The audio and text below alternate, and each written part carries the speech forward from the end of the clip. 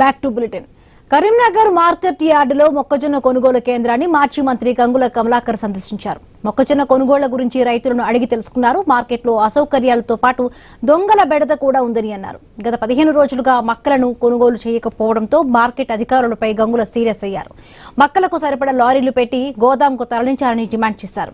రైతులకు కలిసి పెద్ద ఎత్తున ధర్నాకు దిగుతామని హెచ్చరించారు.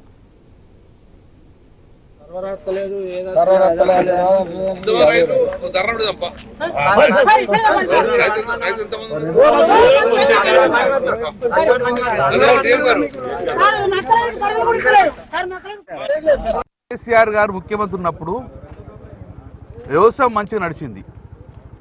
కరెంట్ వచ్చింది, నీళ్ళు వచ్చింది, పెట్టుబడి సాయం ఇచ్చిండ్రు. దాంతోపాటు పండిన పంట మొత్తాన్ని కూడా ప్రభుత్వమే కొనుగోలు చేసింది.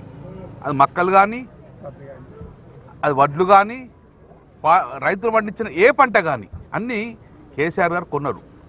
కొనగానే ఎఫ్సీ తీసుకోలే, రాష్ట్ర ప్రభుత్వం భరించింది. ఆ రాష్ట్ర ప్రభుత్వం భరించి గోడౌన్ లేకపోతే, ఆ రోజు కేసీఆర్ మాకు ఆదేశం ఇస్తే గోడౌన్ లేకపోతే అటు ఆంధ్రాలో జగ్గేపేటలో తీసుకున్నాం, కర్ణాటకలో బీదర్లో తీసుకున్నాం. అప్పుడు నేనే మాట్లాడినా. కొన్ని స్కూళ్ళల్లో హాలిడేస్ వేసుకుంటే స్కూల్ కూడా ఖాళీ చేయించి అందులో స్టాక్ పెట్టుకొని రైతు దగ్గర కొనుగోలు చేసి రైతుకు ఇమ్మీడియట్గా అమౌంట్ ఓటీపీ ఇచ్చేందుకు కార్యక్రమం తీసుకున్నాం. మరి ఈరోజు ఏమైంది ప్రభుత్వానికి?